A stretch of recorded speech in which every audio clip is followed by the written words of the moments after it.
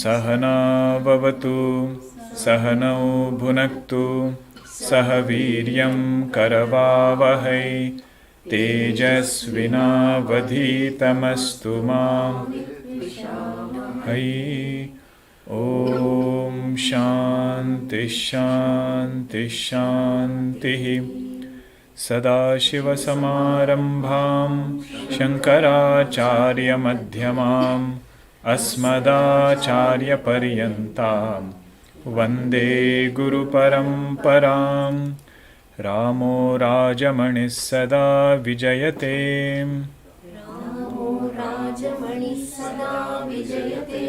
रामं रमेशं भजे। रामेणाभिहता निशाचरचमू।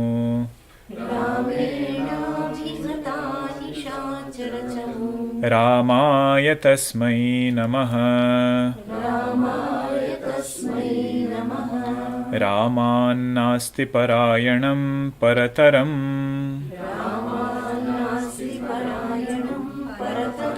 रामस्य दासोऽस्म्यहम्। रामे चित्तलयः सदा भवतु मे।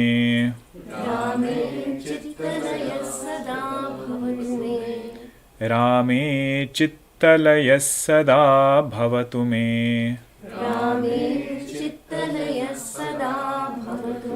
भो राम मामुद्धर।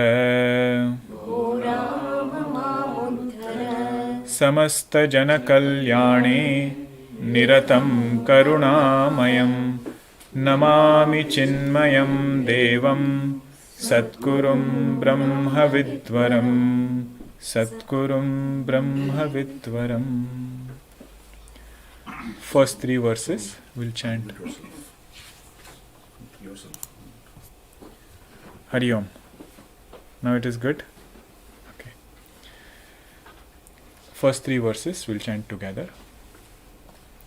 Tadjnanam prashamakaram yadindriyanam तज्ञेयं यदुपनिषत्सु निश्चितार्थं ते धन्या भुवि परमार्थनिश्चितेहाः शेषास्तु भ्रमनिलये परिभ्रमन्तः आदौ विजित्य विषयान् मदमोहराग द्वेषादिशत्रुगणमाहृतयोगराज्याः ज्ञात्वा मतं समनुभूय परात्मविद्या कान्ता सुखं वनगृहे विचरन्ति धन्याः त्यक्त्वा ममाहमिति। No, third one is त्यक्त्वा गृहे रतिमधो गतिहेतुभूताम् आत्मेच्छयोपनिषदर्थरसं पिबन्तः वीतस्पृहा विषयभोगपदे विरक्ताः धन्याश्चरन्ति विजनेषु विरक्तसङ्गाः। So we had seen the first three verses. First verse spoke about what is true dhanyata. Those who are able to live in this world in the light of this knowledge, they are truly blessed. What is that knowledge? Knowledge is that which quietens the senses. And how did they gain it? By studying Upanishads. Conclusively understanding what is the main essence of Upanishad, that I am not a finite being, I am pure consciousness, Shuddha Chaitanya. Having understood this, their quest for Ananda, that got quietened. Then the second verse said, what is the major project in our life? See, this knowledge part is very easy once the preparation is done, and majority of our effort goes in the preparation part. Mada, Moha, Raga, Dvesha. 4 enemies were mentioned, but with Mada, Moha we also saw Kama, Krodha, Lobha, Mada, Moha, Matsarya. And for each one, there is a specific antidote. We saw it from Bhagavatam, all the pointers of how to address each of these enemies. We don't take the same medicine for everything, right?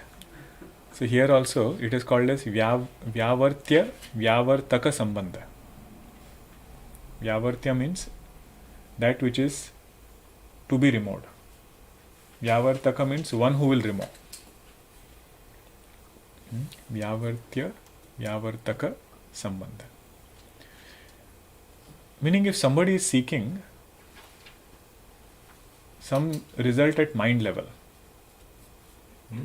if somebody is seeking purity of mind, calmness of mind, we say study of Vedanta, Shuddha Vedanta directly will not give that. Why? Because Vedanta's topic is pure consciousness. Vedanta is like the switch. Knowledge or Vedanta is like the switch. If this room is not clean, you turn on the switch, light, it will just tell us that room is not clean. If it is clean, the light will come and tell us it is clean. Light will not clean the room for us. So knowledge is like that. Knowledge will only tell us you are the illuminator of this thought. Now, how to change this thought? That Vedanta says is part of sadhana. That is part of devotion. That was the second verse which spoke about how to overcome these different types of bothering thoughts. According to Vedanta, enemy is never outside. Mada, Moha, Raga, Dvesha, they are sitting inside. That is where we have to fight them with and also win over them. This was the second verse. Now the third verse spoke about what are the obstacles on this path. Second verse was the what is the path.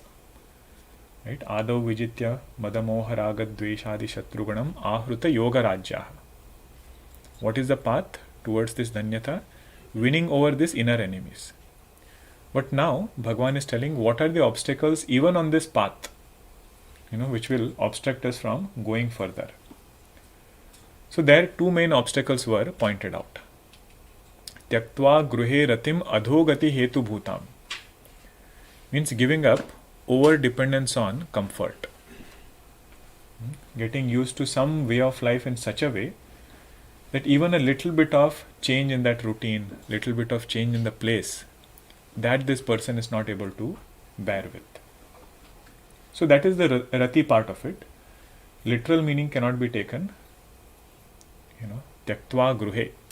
So very precisely Bhagavan has added Tyaktva gruhe ratim. Once in a while, come out of that comfort zone and do some other activities, spiritual activities. One of the best, way of overcoming this rati is to go for a yatra.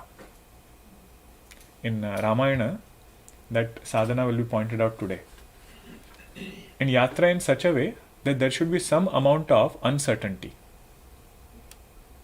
and also a little bit of discomfort, where this mind does not get the food that it likes, does not get the accommodation that it likes, and comes to realize the point that something in life is unplanned. That gives a conviction that there is a higher power which is planning things for us. And there are some sadhakas, they will go on yatras. In particular, our Gurudev's book is there, right? My trek through Uttarakhand. You see how he writes in that book, how he went on that yatra. Everything unplanned, not knowing where he is staying, the next night. So that gives a conviction that there is a higher power, my Bhagavan, who is taking care of me. Somebody asked Puja Guruji, Gurudev went out, for yatra, unplanned, and he got food. If I go out for yatra, will I get food? Guru says no. Because you are going out for food, not for yatra. Means if you start with this thought that if I go for yatra unplanned, will I get food? He said, don't start like that. Start with this idea that I am seeking Bhagavan. In and through that, everything else will be taken care of. And what we say as a free mind, right? Free mind is that which doesn't depend upon anything. So this rati in home, that is considered as one of the obstacles. But in simpler words, over dependence on comfort. Now what is the second obstacle? The next two lines you see. Vitaspruha vishaya bhoga pade viraktaha. Now literal meaning of this is, they have not only given up their familiar supports, but they are seeking something higher. That is why the later part of the first line said, Atmechaya Upanishadartha rasam pibantaha. Means if we give up something lower, unless we hold on to something higher, this mind will bother that sadhaka very much. Even if we go for some pilgrimage or something, we need some kind of goal, that this temple I will go, this darshan I will do, and so on. So over here it is said, this sadhaka has left home so that he can seek this Atma Tattva. Atmechaya Upanishadartha rasam pibantaha. With that goal in mind, to seek Atma, he is going and doing Shravanam. He is going and doing all other sadhanas. And yesterday we saw, if not for long, at least for a short time. Like a camp is the best example of this. Right? Why am I going to a camp? We say Atmechaya. To seek knowledge, to fully immerse myself in this knowledge, I am going there. But what is their inner mindset? How did they go there? He says, Vita spruha vishaya bhoga pade viraktaha. Means not having any kind of spruha for anything else. Vita spruha means vigata spruha. All other kinds of hopes that if I get this thing, everything will be okay. No such hopes. Having had that vairagya in their heart, they go to do this Shravanam. And if you want to see examples of this, right, how one should approach a teacher, how one should go and do Shravanam, we should see the story of Swami Vivekananda ji. What is Atma Ichha? You can see in Mahatma's life. There is a movie also that I think is made, on Swami Vivekananda ji, his life. There is one portion where he goes to Ramakrishna Paramahamsa ji, and at that time, Swamiji's life, Swamiji's family life, it was going through a lot of difficulties. Financial difficulty was there, so many other challenges. So Swamiji goes to Ramakrishna Paramahamsa ji and he says, can you help me? In this, can you help me? Ramakrishna Paramahamsa ji says, you go inside, there is Divine Mother. Mother Kali is there. You go and pray to her that give me wealth and take care of all these problems. So Vivekananda ji goes inside and prays for Jnana and Vairagya. Inside, in front of Mother Kali, he ends up praying for Jnana Vairagya. Comes out and Ramakrishna Paramahamsa asks, did you pray? Did you ask for Mother to remove all your financial problem and everything else? He says, no, I did not pray. Then go again, what are you doing? I sent you to pray for that and you are praying something else. He sends him again. Again he goes, stands there, prays for Jnana and Vairagya. Again he comes back. He says, what are you doing to me? Again I have gone inside, but I am just not able to ask anything about anything worldly. So there Ramakrishna Paramahamsa ji says, you are the fit adhikari. Adhikari means the right student who is having only this Atma Ichha, so much so that in front of Bhagwan you are unable to ask anything else. That is their vritti, that is their Vairagya. Or somebody like Pujya Gurudev, when he goes to Taponji Maharaj.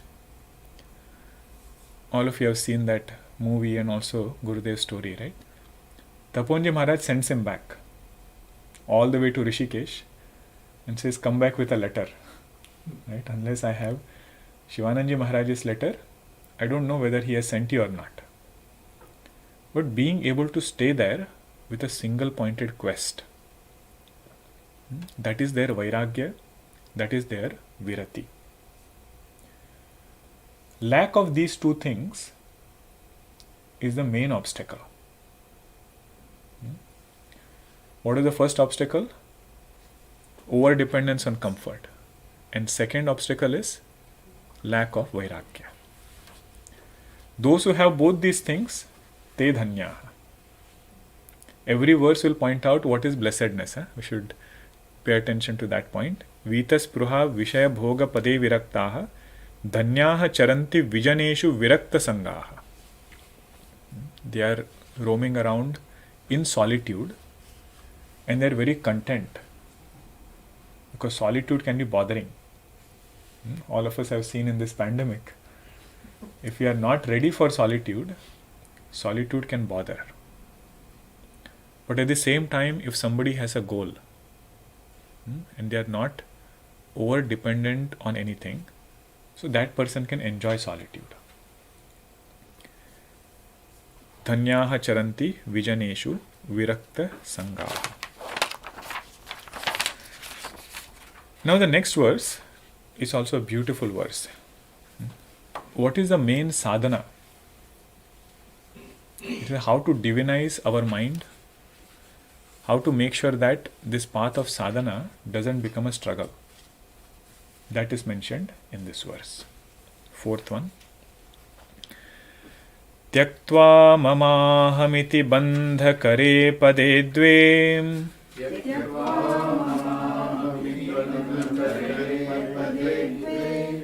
Tyaktva mamahamiti bandhakare pade dve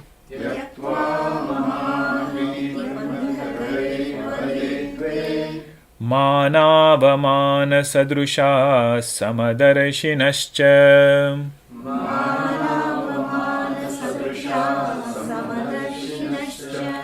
Kartaramanyamavagamya tadarpitani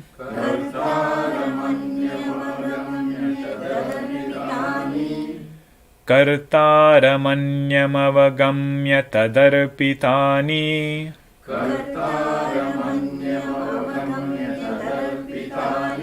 Kurvanti karma paripaka phalani dhanyaha Kurvanti karma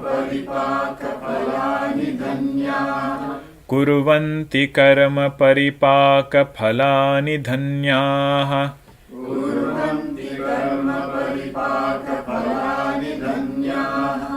Together. Tyaktva mamahamiti bandhakare pade dve Manavamana sadrusha samadarashinascha Kartaramanyamavagamya tadarpitani Kurvanti karma paripaka phalani dhanyaha Tyaktva mama aham iti bandhakare pade dve. What is the next sadhana? They have given up these two binding words. What are those words? Mama and aham. Tyaktva mama aham iti bandhakare pade dve. And these are very deep words. What is aham? For an ignorant person, what is aham? Wherever this body starts and wherever this body ends, means this physical body itself, he says that is aham. When I say I, where does that I land? In general, it will land on this physical body. Means other ways of saying is I am a man, I am a woman. All those titles are for physical body. So aham will land there. Or if somebody is little more thinking, they will say aham means mind. Because it's more inner, Aham is the innermost thing. They will say Aham means mind or intellect. So wherever we have this Aham Buddhi, if it is not in Atma, wherever else it is, Bhagavan says that is bondage. True meaning of I should land on Chaitanya. But if it is landing on mind, landing on Buddhi, landing on physical body, says all of that is Bandakara. And what is Mama? Outside this body, wherever I cannot extend my Aham, there we extend our Mama. If I have a car, I don't say I am the car. What do I say? This is my car. So Mama has become now Aham. It is our inherent tendency, inherent nature to seek infinitude. To become bigger is our inherent nature. But how do we tend to become bigger? It is said either through this erroneous Aham or through this erroneous Mama. Right? If my land has become bigger, I feel I have become bigger. Means Mama has become better, I feel Aham has become better. Or it might be some position, some power. Right? So this Aham, wherever it goes up, I start feeling I am, going up. Now why is it Banda Kare? Vedanta wants to say we are infinite in our essential nature. We don't have to hold on to some anatma and then try to become infinite. Right? And no matter how hard we try, it will always be finite only. Right? Means along with some anatma, if we try to increase our mama and say through that we will become infinite, through that we will become greater. So there it is said, no matter how much we increase, it will always remain finite. You know the story of Alexander, right? One who went on to conquer. You see how it works there, huh? One is Aham, that I am such a great emperor and I will conquer the whole world. This Mama wants to be expanded as much as possible. But no matter how hard he tried, how much could he conquer? Right? And it is said he told his people around that when I give up this physical body, make sure that you keep my palms open. So people should know that even such a great emperor like Alexander had to go away with his palms open. Nothing he could take with him. This thought should be known by everybody. See, Mahatmas, they have their own way of teaching. Huh? Like they will say few things by which the message will get across. One such great Mahatma was Guru Nanak Ji. His style of teaching was very, very unique. It is that he went to one person's house who was very wealthy. Very, very wealthy. And his style of showing his wealth was, every time he had 10,000 gold coins, he would put a flag in front of his house. So you could see the number of flags and you could know how rich this person is. So Guru Nanak Ji, he was invited to his house. He goes to his house. And very pious person, but some erroneous conviction, somewhere has come. Guru Nanak Ji gives him a needle. And he says, you keep this needle. So that person asks, what should I do with this needle? Because when we meet in the next birth, or when we go to heaven, there you give me this needle. He says, needle, how can I take to heaven? How can I take after this physical body? Then suddenly he realizes why he gave him this needle. Simple needle you cannot take. What are you going to do with these flags? Right? But the healthy perspective, one should understand. He is not criticizing having those resources. Right? If that becomes a metric for our evaluation or the way that we look at ourselves, that is where Vedanta has problem. Vedanta says true aham should always land on Chaitanya. And that Chaitanya is infinite to begin with. Study Vedanta thoroughly, understand Mahavakya, and know ourselves to be infinite. And Bhagwan blesses with lot of other things which can be used again for his seva. Right? So that is this Tyaktva mama aham iti bandakare padetve. They have given up this mama and aham. And this mama aham is such, it will catch us in very, very interesting ways. Even without us wanting it, somehow or the other it will creep in. Mama means mine, aham means I. Puja Guruji tells one, his favorite story, he says, about this mama and aham. There was one Mullah Nazruddin. You've heard his name, right? Mullah Nazruddin. He had a friend who came to his house, and that friend said, where are you going? Mullah was, getting ready to go to some other celebration was going on in the village. He said, I'm going to that celebration. He said, I've come from a far place. Can you give me a pair of clothes? So Mullah says, of course. A very new, set of pair of clothes was there. And he says, why don't you wear this and come with me? So this friend, he wears his new pair of clothes.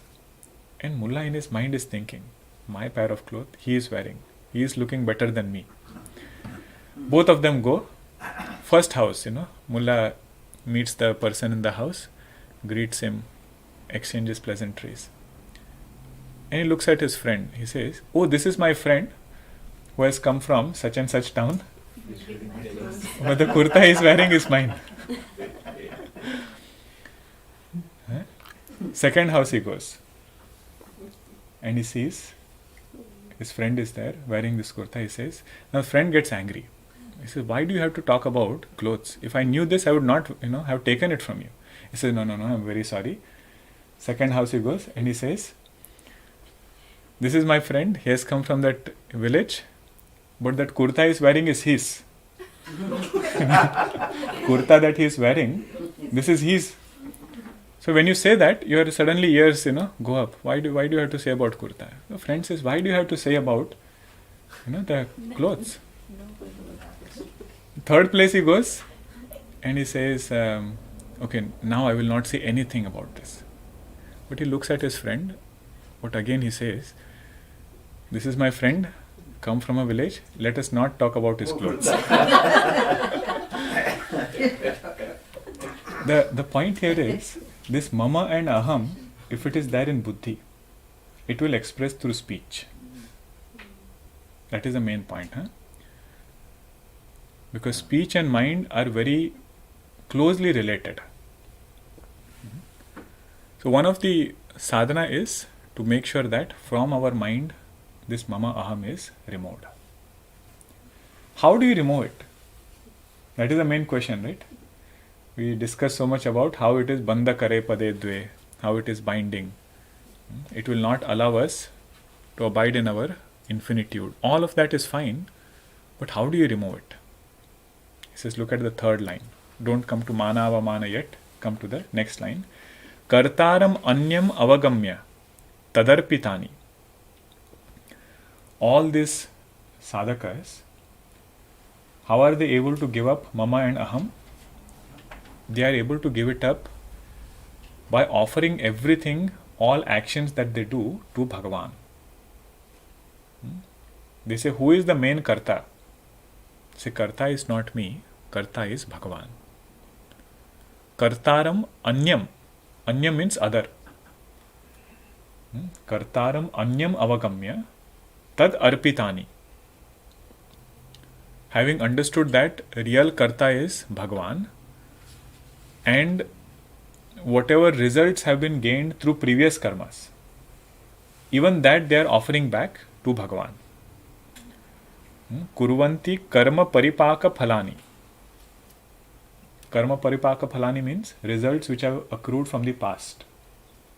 That and even the actions that they are doing now, both of it they are offering it to Bhagavan. With that, they are able to mellow down this mama and aham. What is devotee's aham? Yes, I am a bhakta.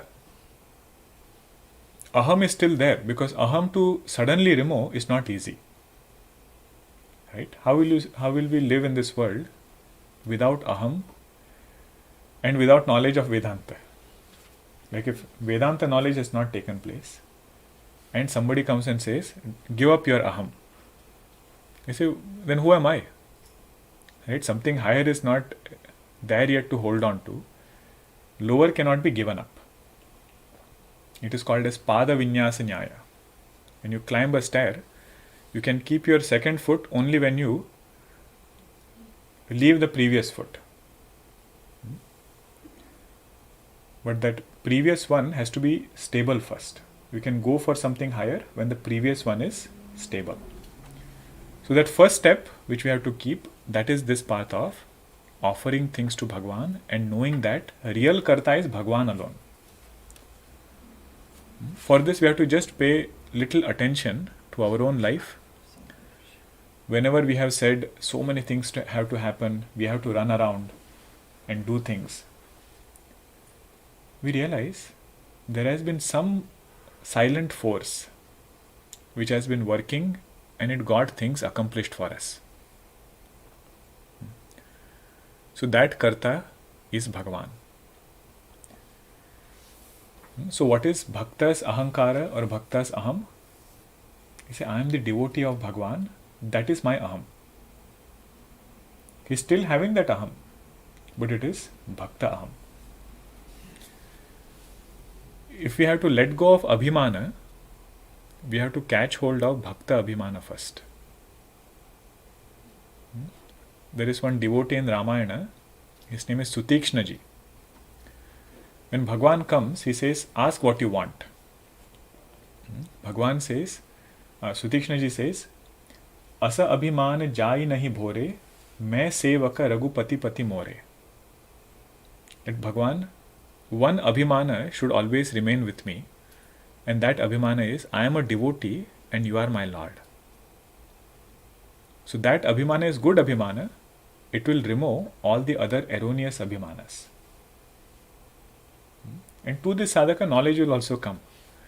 That part is very easy actually. To remove bhakta abhimana is not difficult. And what is mama of a bhakta? This is Bhagwan, I am a trustee. Whatever I have, everything belongs to you. I am just a trustee over here.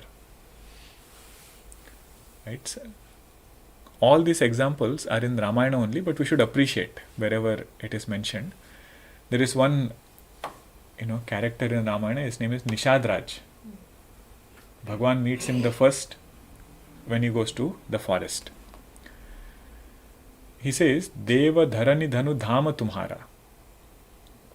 Bhagwan, all this earth, all this wealth, he was a king, tribal king, but he was a king. He says, all this wealth and everything belongs to you. And I, along with my family, we are here as your sevakas. So with this bhava, none of that wealth is binding. Right? Because it belongs to the Lord. He has given me a duty to take care of it. I will take care of it to my best ability. But real owner of this is Bhagavan. Bharatji ruled Ayodhya for 14 years.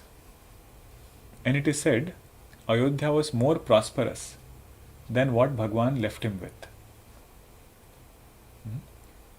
But in his mind, every day, he would go and speak to those padukas. Right? Bharatji brought padukas of Bhagwan, kept it on the throne. And this thought was always clear that one who is real owner of this Ayodhya and the wealth is Bhagwan only. That is this line, Kartaram anyam avagamya tad arpitani.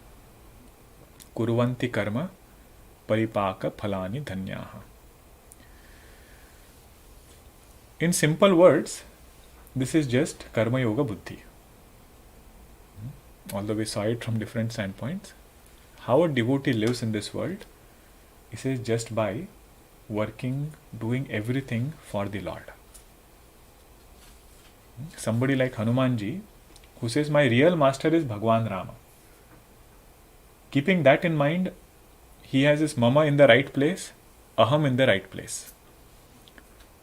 Right? Ravana asks him, who are you? First thing Hanumanji says is, I am the devotee of that Lord with whose power, with whose drop of power you are going around doing all these things. Means identity is very clear. He doesn't say I am Hanumanji. He says I am Bhagwan's devotee. Means we don't have to verbally say it, but the thought should be always this. Then, if Bhagwan is my master, all actions are done to please my Bhagwan only. Karma Yoga is like making a garland out of fragrant flowers. One is the garland is made outside, but the fragrance comes to our hands and it stays with us. Right? So you are getting a result outside and you are getting a result with your hands. So Karma Yoga is such a powerful technique that outside also there is prosperity, there are results which are attained. But at the same time, mind has become beautiful. That is the main result. Right? Just like the hands were fragrant after making that garland, after Karma Yoga or in and through Karma Yoga, mind has become beautiful. What is the thing which brings the obstruction? Mama and aham. If the sadhaka says, this is mine and I am this person doing it, it just leads to more stress. Whatever things we have had, the moment we say, I have to take care of it, you try. 4 people are there, to keep them together is so difficult. One person goes here, another goes there, third goes somewhere else. Right? But this sadhaka says, Bhagwan, you have given me this job. If they are together, that is your krupa. And if somebody goes here and there, Hari Ichha Balavan. Agate swagatam kuryat, gachantam na nivarayet. Whoever comes, welcome them with open heart. Whoever goes, don't try to stop. This is said for a jnani. Agate swagatam kuryat, gachantam na nivarayet. But how will that thought come? It will come only through devotion. So mama and aham, how to overcome them? Solution is given. What is the perspective by which they are overcoming mama and aham? Now what is the result that they got out of it? Having overcome or having given up this mama and aham, what did they get? Now you look at the second line. Mana avamana sadrushaha samadarshinaschya. The moment mama and aham is gone, the moment I and mine is gone, that person, it is very, very difficult to criticize or insult. Avamana means what? Getting insulted. Sammana means what? Getting praised. In both of them, they are equanimous, and because that mama and aham is not there, they are able to have this equanimity. Such a great result has been attained just by giving up this mama and aham. And we should reflect upon this. That thing in which we don't have mama and aham buddhi. We don't think, I am such and such person and this thing is mine. If somebody praises that thing, we don't feel anything. If somebody criticizes that thing, we don't feel anything. So where is the root of this sorrow of criticism lying? This is not in the criticism coming from outside. It is lying in this mama and aham. Right?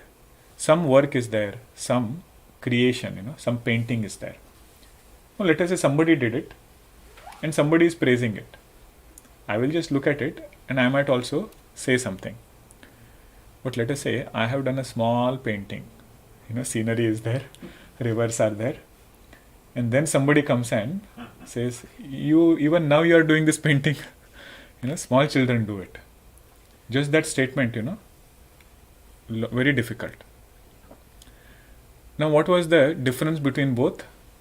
In one, there is no aham buddhi or mama buddhi.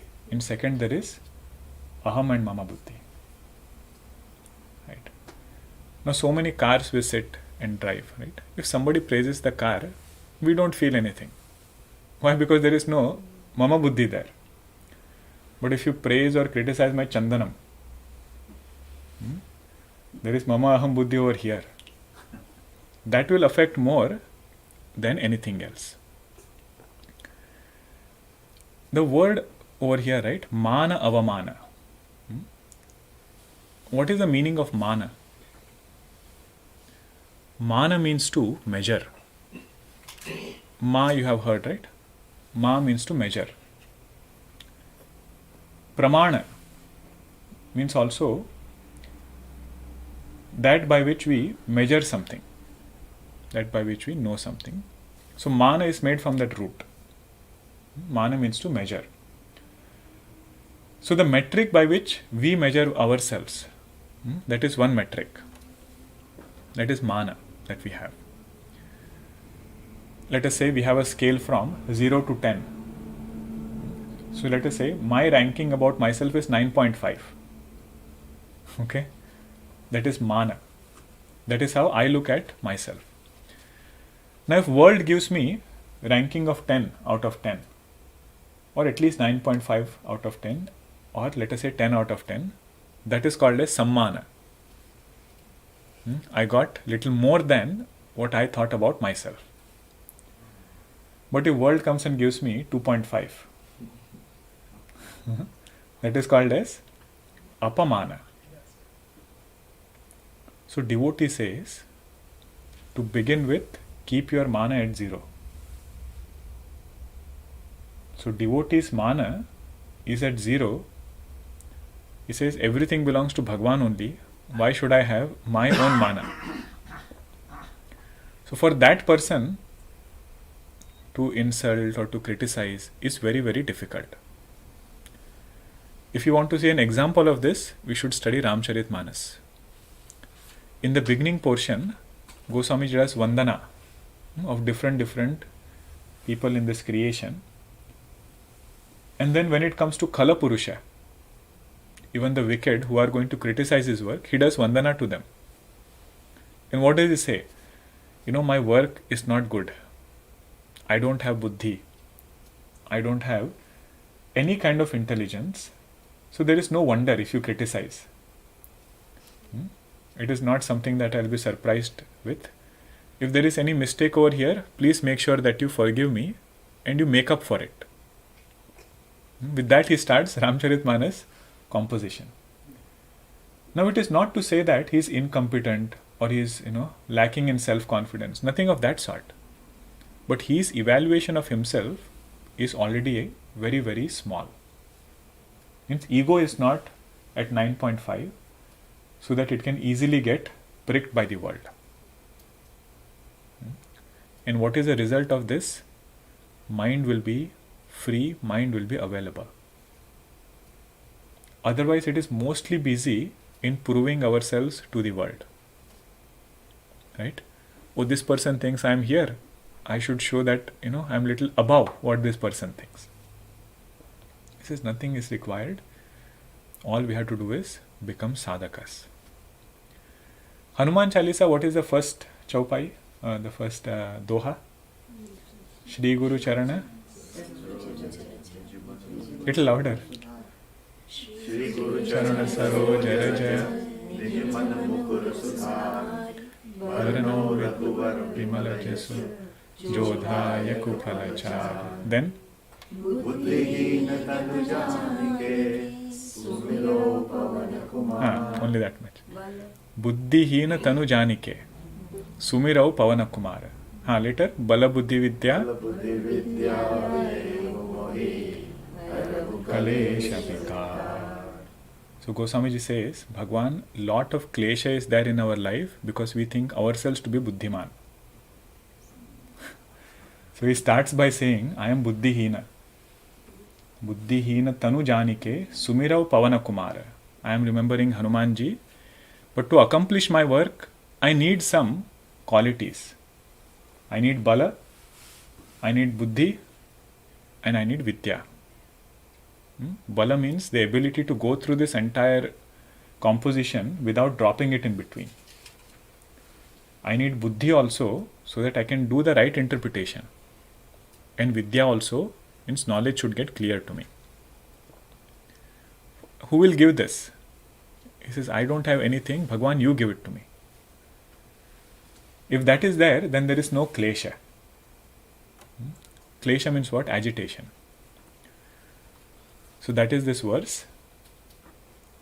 Manavamana sadrushaha samadarshi. Devotee is the one who has made their ego so small that nothing of this world can bind them. It is said, this Maya is like a net, a fisherman's net that he puts. Smaller fishes can go out. Bigger ones get caught. A fish is that ahankara, Bigger the ahankara, it will get caught. Ramakrishna Paramahamsa had many students. One was Swami Vivekananda, who was so famous in his personality also and everything. Another one, I think his name was Master M. Mahendranath, I think. And both were very, very different in their personality. Mahendranathji, he was like this, Goswamiji. Very, very small in his ahankara, almost nobody. And Vivekananda was like the tall, towering personality, was so powerful.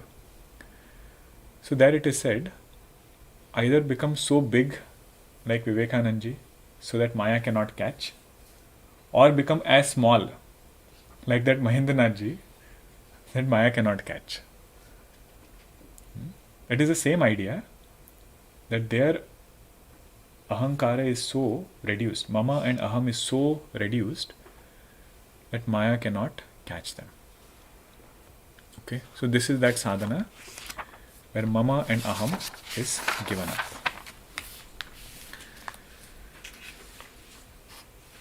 Now comes another important verse. It is talking about how do they live in this world? How do they spend their time? Those who can spend time in this way, they are blessed. You see what they are. Tyaktvaishanatrayamavikshitamokshamargaha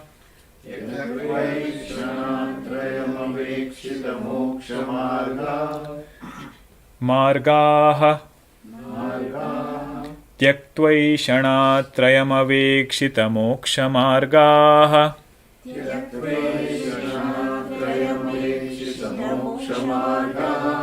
Bhaikshamrutena parikalpitadehayatraha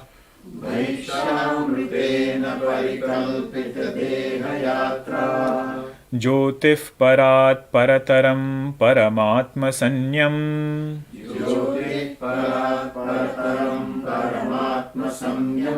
Dhanyadvijarahasi hridyavalokayanti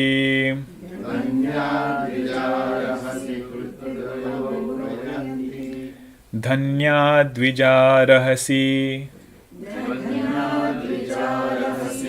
hridyavalokayanti.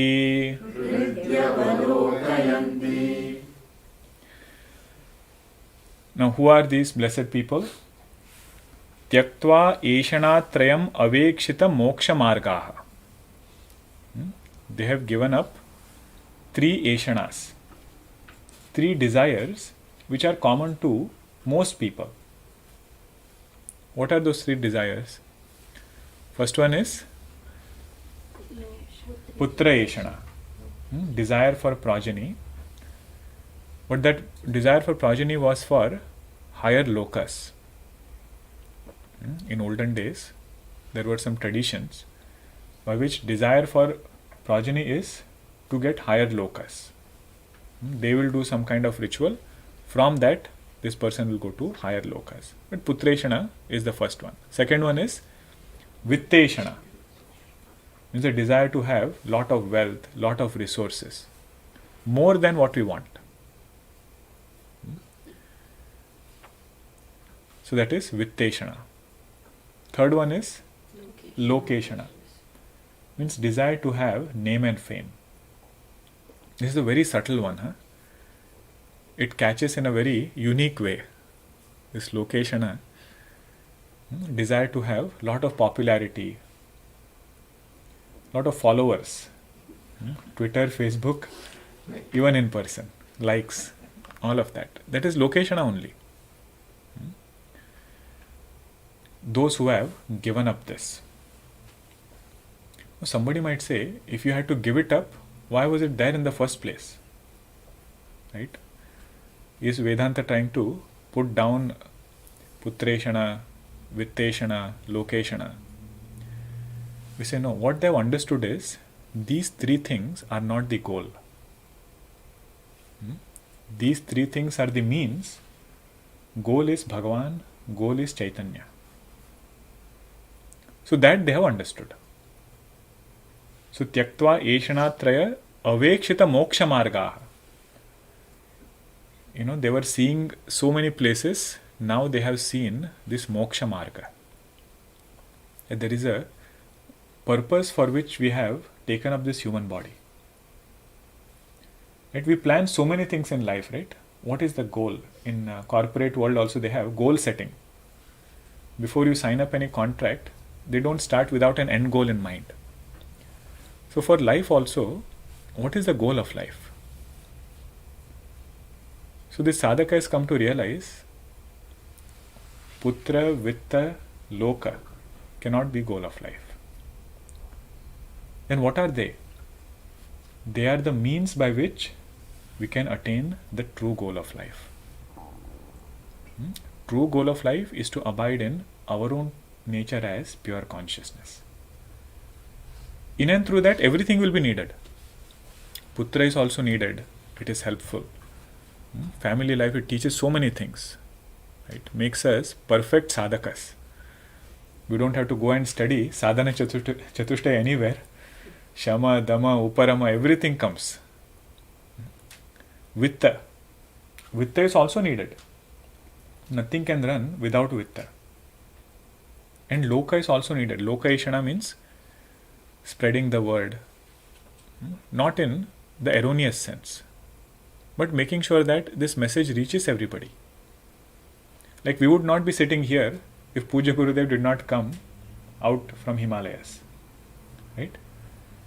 So that is not Loka Eshana. That is healthy perspective towards Loka. Healthy perspective towards Vitta. So in that way, we should understand this. They are having healthy perspective, come to realize that this cannot be goal of life, it is only the means. Then comes a very important line. How are they living their life? Bhiksha or Bhaikshamrutena Parikalpita Deha Yatraha. Deha Yatra means how this body will complete its journey until its prarabdha is over. Whenever we take a human body, the prarabdha decides how long we will be in this particular human body. So that yatra from womb to tomb, Gurudev used to call that, womb to tomb, that yatra is called as Deha Yatra. We should remember, it is not Jiva Yatra. Jiva Yatra is across several shariras. We have taken several bodies in the past. If no moksha, then several bodies are waiting. So that is Jiva Yatra. Deha Yatra means from birth to giving up this physical body. That Deha Yatra, how are they surviving? This is just on Bhiksha. But that Bhiksha is Amrutam for them. Bhaikshamrutena Parikalpita Deha Yatraha. Bhaikshamruta, we should understand what is meant over here. All of you have studied Sadhana Panchakam, right? How many instructions are there in Sadhana Panchakam? 40. 40. 4 out of 40 instructions are for bhiksha. 10% of all the sadhanas Bhagwan Shankaracharya has elaborated, he says 10% is only for food. So what is the instruction there? Bhagwan says, Kshudvyadischa chikitsatam pratidinam bhikshaushadam bhujyatam. Means this hunger is a disease. Cure it by eating food. Kshudvyadischa chikitsatam pratidinam bhikshaushadam bhujyatam. Swadvannam natu yachatam. Don't crave for tasty food. Vidivashat praptena santushyatam. Means whatever you get with Bhagwan's grace, be content with that. Vidivashat praptena santushyatam. Now this instruction is for food. And we all know, if we have to think, we cannot afford to have elaborate meal. Means heavy food one cannot have if somebody has to do vichara. Even in this country we see, right? If people have to work all day long, in between they'll grab a sandwich. Grab a bite, they will say. You cannot have mishtana bhojanam, 5 different types of items and everything. So that is this relationship. So here it is more for yati dharma. Yati means one who is roaming around. Sannyasi, that dharma is pointed out over here. It is said they have madhukari bhiksha. Means you can go and ask only in 5 homes. Whatever we get in 5 homes, only that much. No going to the 6th home. If somebody says no, that is where you stop. But even that kind of bhiksha, it is so difficult. All kinds of qualifications come just by seeking such kind of bhiksha. Of course, times now have changed, and Gurudev's tapasya is there. Right? That is what all of us are benefiting. But in the true sense, the traditional way of bhiksha, that was very, very strict. There was one Mahatma Ji, his name was Karpatri Ji Maharaj. His name was Karapatri, means one who takes bhiksha in his hands. Kara alone is his patra. And we have some families in San Jose who have served that Mahatma Ji. In the 90s, they have come to his house, to their house. Swamiji has come to their house. And they would say, we will feel so afraid to serve him because it cannot be too hot, it cannot be too cold. It cannot be liquidy, nor can it be too hard. And he will take only once. In his kara, patra, he will take only once bhiksha. That is it. But the main thing is, by controlling food, they have controlled their mind. That is the main thing. Austerity part is just, for us to get inspired by. But the main thing is, there is very strong relation between food and mind. If I want to control mind, then it is said, control food. Even now, there are some Mahatmas in Himalayas. Whatever bhiksha is given to them, right? They will put it in a cloth, cotton cloth, go and dip it in Gangaji, so that the masala goes away. Whatever things they have added, all of that goes away, and then whatever remains, that they will eat. This is another vritti. Taponji Maharaj always used to say that to offer is their dharma, but how you want to eat is your dharma. Right? They, out of their devotion, are making all these things, but you should know how you should, accept it. But the main point here is, through food, mind is controlled. Now you might say, all this is yati dharma, that is okay. But do you have any practical, perspective about this? So yes, practical is also there. Today evening it will come in Ramayana again. Goswamiji says, whatever food we eat, we should eat only after offering to Bhagavan. So that is one way of divinizing our food.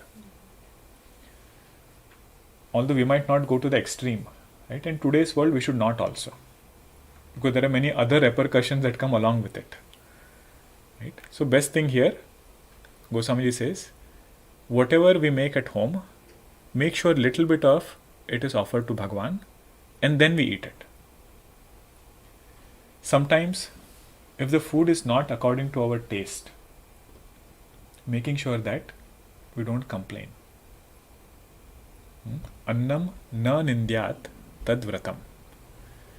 Na nindyat means food is not wasted, but also food is not, complained about or looked down upon. Okay, very practical way of looking at it. And third one is, many a times we will always have a choice. Should I cook an elaborate meal or should I come and attend class? Should I cook an elaborate meal or should I do my sadhana? Because we have 24 hours only, right? Everybody has the same number of hours. So there will always be some kind of trade-off. So this line we can understand, Bhaikshamrutena parikalpita deha yatraha, means there is no over insistence or over dependence on food. So much so that it keeps us in only one place, doesn't allow us to go anywhere.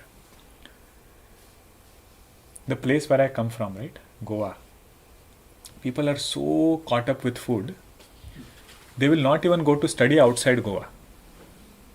Even if you give them like a good college seat, in some very good place, they'll say no. Why? Because we don't get our food over there. So there are empty seats in good colleges which are assigned to Goa where people don't go. So that is this food. So in a practical way we can understand that it should not hold us back and also not take so much time that we don't get time to do other things. Right? Food is important. Sunday class you will see a little bit about it. Mind topic is there, right? Because mind and food is very closely related. But going into it is like a rabbit hole. Once you go there, then so many things are there. Eat this, don't eat this, and so many other do's and don'ts come. We say don't overdo it also. Because we have to understand these verses in our life, right? If some Mahatma Ji did lot of tapasya, we can get inspired, but we won't benefit from this sadhana. That's why both we should appreciate the true meaning of this verse, but also how does it speak to us today. Bhaikshamrutena parikalpita deha yatraha. The next two lines is where do they invest their time? If they have saved their time by not cooking, not elaborately spending time here, where are they investing their time? See, they invest their time in doing Shravanam, in understanding the nature of Atma, and then meditating upon that Atma as me, myself. Jyotihi parat parataram paramatma sanyam. Jyotihi means Shuddha Chaitanya. That which is parat parataram. This word we will see tomorrow. We don't have time for this verse now. Word particularly. But just literal meaning. Paramatma sanyam. That which is the supreme-most reality and not different from me. Atma always refers to I. That they have understood. Dhanyaha dvija rahasi hrudi avalokayanti. They are blessed who meditate upon this truth in their own heart. In their own mind, they are reveling in this knowledge. Okay, Dhanyashtakam is beautiful. Siddhanta and sadhana go together. If you have saved time somewhere, Bhagwan is telling us where to invest that time. To save time through all this bhiksha and other things by scaling down. But at the same time, use that energy, use that time for spirituality. One more class we have, 3 more verses we have. So we should be able to comfortably complete. Om Purnamada Purnamidam Purnat Purnamudachyate Purnasya Purnamadaya Purnameva Vashishyate. Om Shanti Shanti Shanti. Harihi Om Shri Gurubhyo Namaha. Hari Om.